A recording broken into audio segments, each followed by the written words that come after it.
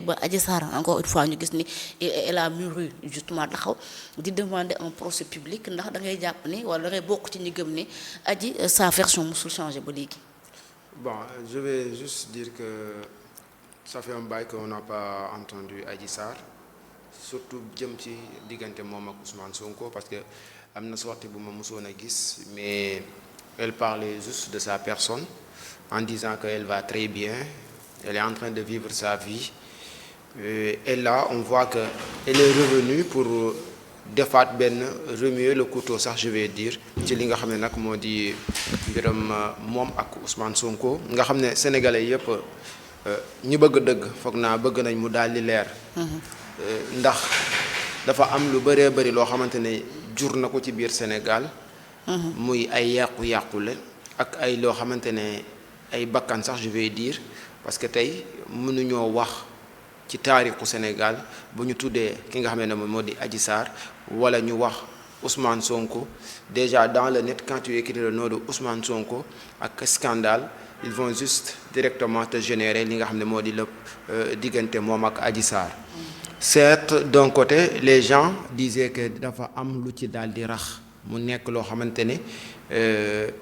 ab piège la woon boo xamante ne dañ koo daal di teg ci biir. ñu ne wàllum politique la c'était juste pour nuire benn koo xamante ne tey am na position wala am na benn dayo bu mu am ci biir Sénégal. Mais nag lu mu ci mënti doon les faits ñu ngi fi woon muy le moment où Ousmane Sonko partait là-bas. On était en confinement on disait tout le monde de rester chez eux. Le moment où il partait là-bas aussi. Kenn amutoon droit génn même si sa statut mayoon na la nga dem dox yenni dox yi parce que il était député amoon na benn loo xamante ne mayoon nañ ko mais je me disais que moment boobu c'était pas le moment de sortir d'aller foo xamante ne tey mën nañ la pas def wala ñu wax la ci loolee je me rappelle des propos de ki nga xam ne nag moo di maître Abdoulaye Wade qui l'avertissait en disant que xoolal fi ngay teg sa tànk xoolal fa nga jëm. C'est comme si Ousmane Sonko bàyyiwutoon xel liñ ko doon daal di wax et là voilà les faits politique la du politique je saurais pas dire mais ce que je sais mooy au début ce qui m'a un peu fait mal parce que le début ba Ousmane Sonko taxawee ne je suis pas parti amoon naa ci benn xel ñaar parce que ñu bëri génnoon nañ di défendre ne Ousmane Sonko demut. Voilà ñëpp naan man bu mu ne xam nga nit moom li may wax rek ci say kàddu laa lay nawe ci say kàddu laa lay bawe ñëpp taxaw ba ci soxnaam sax naan toog naa waxtaan ak Ousmane mu ne ma xamul foofu. À notre grande surprise et ce qui m'a un peu déçu et qui m'a carrément sax je vais déçu de Ousmane Sonko mooy le fait que mu ñu mën a génnaat mu ne dem naa fa parce que pour man. teel a génn ne dew ma fa wala dem naa fa mooy gënoon di yem teel a wax dëgg bi parce que diñ wax rek parce que ñoom dañuy bëgg des fois comme je le rappelle nee naa man mbiram Ousmane Sonko bu ma ciy wax comme il préfère utiliser des sourates et des ayats et des hadiths man je le rends ça je vais dire tout le temps que Muhammad sallallahu alayhi wa sallam dafa wax ne qulil haqq walaw kaana murran tey comme ñun nag moom ci version boobu la ñuy woo naan ñu jubal jubanti moment boobu xanaa boog jubal jubanti newutoon ci xel ma. oustaz bi moo ko tooñ rek. waaw maa ngi ñëw ci oustaz bi parce que à un moment donné il a dit que oustazam moo ko permettre wala demandé na oustazam aji. nañ waxante dëgg bu dëgg taxawee rek nañ ko waxante. Ah bon? La xew ca biir xaw ma ko yàlla rek a xam mais bu ñu tegee les faits ak ni mu demee même oustaz bi ko wax waroon na wax ne diw bii la kooku génn défendral ko ne man maa ko wax ak ci fan la ko teg ba ne ko mën nga dem ci sa place sangam pour ñu faj la ñooñu ban këyit lañ am aji ba war a mën a faj liy métti Ousmane Sonko et en plus est-ce que heure boobu nga dem rek nga waroon a dem faju ji aji heure ba xam ñu bëri dañuy focaliser wu dem na demul mais heure ba mu dem est-ce que heure boobu rek la t'avais pas la journée pour dem di foofu et les hôpitaux spécialisés en ce domaine et pourquoi tu demoo fa et après bi ñu xoolee li nga xam ne moo di institut boobu la Ousmane Sonko di souffrir ak ñoom la ñuy def dafa xaw a wute c'est diamétralement opposé donc y a anguille sous roche lan la fa doon daal di defi moo tax ma ne soit ñaar ñee xamante nañ te yàgg nañoo xamante parce que Adji Sarr buñ jàpp ne lépp li mu wax yépp ay fen la buñ ko jàpp même si sénégalais li ma naan mën na yokk mais dina am existant li tax chaque fois ki nga xam ne moo di Adji Sarr bu taxawee Ousmane Sonko am fit am ñeme ak li Sénégal meloon ñëpp gaa nag gis nañ yeneen lu ci laxasu parce que lu mu mun di doon gis nañ ñoo xamante ne ils ont profité de cette occasion pour lan bëgg a niwir ki nga xam ne moo di Ousmane Sonko mais terewul lépp li xew Ousmane Sonko mooy noyau bi parce que bu toogoon fa mu waroon toog def la mu waroon def mbiram Adji Sarr du ca am en plus il mooy que di fii ay kilifa yu bari dañuy dem ci ay bërëb di maasewu ndax ku ci am jàpp nga ne ku ci am ay tawar wala sa dara di métti am nga droit nag dem maasu loolu du ngeen ko bañal waa ji n'est-ce pas. non d'accord naa mais moo tax may la heure ba. yow ñaata soxna la am. n'est-ce pas ñaari soxna la am. waaw loolu lañ wax. waaw ñaari soxna la am ci ñaari soxna yooyu kenn mënu ko cee maase. waaw d'autant plus que yaakaar naa kenn ki ci ñoom. dégg na spécialiste ci wàll woowu xaw ma kinésithérapeute yu mel noonu. waaw léegi li ngay dàq kiwel mu dem àll nga dàq ko mu dugg ci kër gi gën a yomb dëdd sa jabar maase la nga am ci tiyaaba tey oustaz boobu man fan la jànge sax déjà c'est ça mon problème. mais est-ce que oustaz wax na ko aussi. moo tax ma ne oustaz bi daa waroon a génn xam nga wax bi li muy bëri yépp déet mais ban oustaz mooy génn fekkee ne def sama oustaz rek moom wax kenn xamul ban oustaz. waaw mais mënoon na tudd oustaz bi dina génn. waaw mu ne mais est-ce que oustaz dina jóge fële naa waxuma ko dara loolu moom kenn du ko def. ah buñ na lee sali sa tur heureusement ba tuddul tur. waaw mais tuddul tur moo tey bu tuddoon tur oustaz boobu dina génn setal boppam. ah normal moom. waaw mais tey jii tuddul tur ñun oustaz la ñuy wax xam nga des fois da nga koy jël say terme nga naan Ousmane Sonko n'est pas cohérent des fois cohérence da koy manqué. te des fois day wax ci taa bi nii du xalaat la mu war a wax xam nga des fois ni boo bëggee agencer ay mots ci yàkkamti tu risques de te perdre moom il s'est perdu entre ses mots et entre ses dits parce que tey boo xoolee wax day wax nii après wax lee suba ñu xëyaat wax lii man moom ba ma raxasoo ci dossier bi carrément dëgg ba mu génnee ne man demoon naa parce que man ba mu taxawee ne parce que dama gisoon ne au moment boobu Ousmane Sonko bokkoon na ci ñi nga xam ne ñoo gënoon a taxaw jàkkaarloog Ousmane ak ki nga xam ne moo di Macky Sall. jàkkaarloog moom carrément ci lépp ma ne kii il peut être parce que moment boobu dama naan il peut être quelqu'un qui peut changer le Sénégal. en ce moment mais man moom ba nga jëlee say kàddu ci loo xamante ne mën na taal réew. nga taxaw ne carrément dew ma ay ndaw génn xeex naan la demul ainsi de suite nga xëyaat ne non dem naa. man pour man. ku nekk maanaam ku conscient dëgg di nga ne saa waa ji du ñu génnloo dañu xeexloo alors que moom dem na. léegi nag am na ñoo xamante ne dama naan xaw ma lu leen dal xaw ma dañoo dof xaw ma lan la xaw ma dañ dul xool nit kenn du ko traité dof mais dama dul xam ndax dañuy xool dañ koy wutal excuse waaw bu demee après.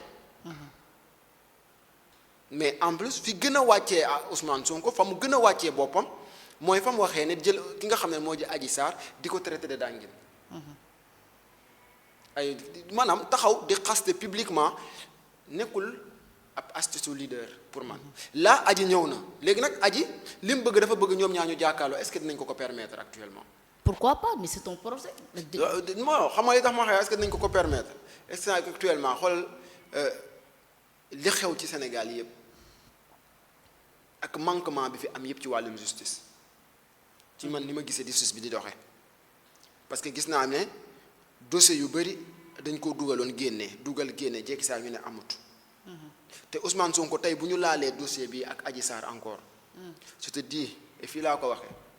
il va se victimiser les autres vont se dire que c'est ki nga xam ne moo di waa kiiraay ñoo ca dox. non victimisation man je pense que c'est fini la politique de la victimisation dans ce pays. xam nga la nit ki li nga mën ca ngay dëkk boo changé yàqu. Ousmane Sonko ñaata yoon la génn fii di naan dañ maa bëgg a def lii dañ maa bëgg a def laa dañ maa bëgg a def lii j'ai rien contre lui de mais ses propos moom mooy taxawaat ci suñuy kanam li muy def mooy taxawaat ci suñuy kanam li muy wax mooy taxawaat ci suñuy kanam moo tax dafa maanaam mbër bu dul neex a faral la parce que saa yi boo ko bëggee faral di nga jékki saa yi gis benn terme boo xam da nga naan ah cim. loo ko tàgg du ko traité. non déggoo ma de loo ko faral di nga jékki saa yi naan ah cim des fois nag ñenn ñi dañu dul xamante nu ñuy def ils peuvent plus reculer mais moo tax nag ñu ànd ak moom ci mouvance am boobu. alors ñenn ñi di wut tur. ñenn ñi di la ci dànqaafu di ci ne mais je me dis que Adji Sarr ba léegi ci ay droit am la ne de te kenn du ko bañal. d'accord mais bu ñu taxawee ci Adji Sarr la personne en tant que telle une jeune femme comme man rek une pauvre femme sans défense nekk xale bu ndaw peut-être toll ci diggu dooleem waroon a am lu ne nëg de waroon ko fekk ci yeneen. daanaka lu mel nii des personnalités publiques teg ko lu mel nii parce que su ma nee teg ko ça ne pas dire que ni moom moo. daf ko def dara mais parce que fitna gi mu dund ci dëkk bi. li mu fi dund moom moo tax mu tudd ko ay xale di ko menacer di ko saagu ba bu dem ba amatul li nga xamante ni moo nekk vie de famille mu jaral ko mu génn réew mi mais tay bu dem aate ba toog amaat fi parce que aji ba mu génne léegi ça fait presque 2 ans parce que ñi bi ñu doog a toog la aji génn réew mi te li génn Adji Sarr réew mi man génnuma ci ñoom seen loxo ma jambal wax na ko kon ñoom xam na bu baax a baax li génn Adji Sarr réew mi lu tax mu génn ak lan moo tax ñu génne ko ak fan la nekk ak lan la fa nekkee loolu moom nañ ci baax peut-être dinaa ci ñëw sur quart d'heure de vérité incha allah mais bu ñu taxawee ci la posture bi nga xam ne Adji Sarr am na ko actuellement nii fit bi maturité bi ak détermination bi mu am justement pour que procès am lan nga gisee lu mel noonu. mais juste elle a eu la peine de se revoir de xoolaat physionomie dëkk bi ni muy doxe xam ne actuellement le gars est mal barré ci domaine politique il est mal barré lenn moo des ñëw suuxal ka parce que déjà ka mu àndaloon mu war koo protéger dëgg-dëgg ci lépp ci lu ne ci ku ñëw c'était Bassirou Diomaye Diakhar Faye te actuellement avec Bassirou Diomaye Diakhar Faye rien ne marche actuellement ils sont en train de se battre de gauche à droite tey kuy ñëw diigalal ki nga xam ne moo di Ousmane Sonko day nekk koo xamante ne avantageux en plus comme ni nga ko wax Adji Sarr à un moment donné bëgg na dellu si te procès bi bu jeexoon mën na dellu si parce que tant que procès bi ñu ngi koy téye naan moo def ak deful Ousmane Sonko nii ak naa ak naa pour man Adji Sarr du gaaw a dellu si biir Sénégal te nag lenn moo mën a tax mu dellu si biir Sénégal ñu tëjjiwaat li nga xam ne moo di procès mais nag Adji pourquoi depuis lors jéemuñ cee def ay jéego parce que ki nga xam ne moo di Ousmane Sonko amoon na opportunité bi amoon na avantage bi pour ñu leeral diggante moom ak Adji Sarr parce que il était là te waxoon na ne lépp lu ñu ko def day leer moom moment donné gisoon nañ mu ne sax jéggale na mais ñun suñu Sénégal gi jéggale du noonu parce que déjà quand il y a mort d'homme quand il y a saccage quand on salit le nom de quelqu'un parce que déjà Adji Sarr turam ci biir Sénégal ñu bëri bëgguñ koo dégg parce que dañ naan lu xew lu ne moom bokk na ca mais bu ñu fàtte ki nga xam ne moo di Ousmane Sonko parce que ñoom ñaar la tey problème bu desoon ci ñoom ñaar kese pour man Adji duñ toll fi ñu toll nii mais lépp ñoom ñaar la mais nag lenn moo am Adji doxul fekki kenn Adji bougéwul fa mu doon liggéeyee Adji dañ ko fekk si xam xale yi dañ koy waxee rek docteur du fekk si malade dafa mel ni moom ci boppam Ousmane Sonko moo déplacé wu dem fekki Adji Sarr te comme Adji Sarr da ngay faat man comme Badara Gadiaga da koo tudd sax ñu convoqué ko ci ñoom problème ak Adji Sarr duñu bëgg ñu ci ñi ci wax parce que tey koy débattre nga bañ ñu convoqué la non pas loolu sax dama ne koy man ragaluma loolu de parce que waxuma fi nit loo xamante ne c'est extraordinaire on analyse juste les faits d'accord te man ku ma convoqué da ngay sonn xam nga tax ma wax ne bëgguñ ku ciy wax jëlal ndawu Pastef nga teg ko avec ci li nga xam ne moo di plateau et sans plateau bés boo waxee mbirum Adji Sarr dañuy déstabiliser wu ñoom ñépp nag bés boo ko waxee leen lañ lay wax benn mot lañ lay wax te mot boobu duma ko wax ci plateau loolu lañ koy dàqantale mais duñ la jox mukk benn excuse boo xamante ne le gars Ousmane Sonko mën nañ ko koo tegal comme excuse ok parce que amut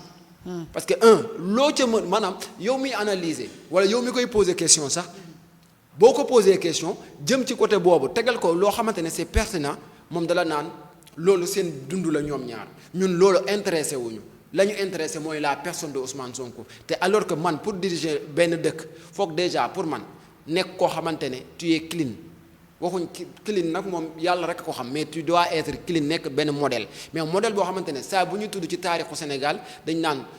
entre guillemets moom moo yëkkataanoon diw moom moo taxoon diw génn fi ni moo taxoon diw moo tax ma ne Adji Sarr fit bi mu am ak tolluwaay wu mu am te man comme ni nga ko wax sànq génnam biir Sénégal mën na nekk ne ñoom ñoo ko poussé mu gën a génn ci ñaar que soit mu daw ne ñii bu ma toogee mën nañ maa teg naka sudul noonu ma daw génn walla ñoom ci seen bopp pour fay wax ji génnee wax ji ba ñépp seen xel génn ci parce que tant que Adji Sarr est au Sénégal l'image de ce qui s'est passé day ñëwaat ci kanamu nit ñi ñu ne kii nañ fexee tout mu daal di génn loolu yépp mën na nekk les deux phases mais je me dis que dans chacun des cas comme nee na Adji ci boppam moo taxaw bëgg mu leer nañ mu leer na leer nañ ko may rek mu leer. Ok. Comme Ousmane Sonko est là actuellement Adji Sarr mun na ñëwaat ñu daal di toog jàkkaarloowaat comme jàkkaarloo woon nañ fi presque sax laay wax presque parce que durant seen procès bi yépp Adji wax na li mu fi bëgg a wax yépp à la fin fu ñu mujjee. ok c'est ça le problème. merci beneen dossier encore.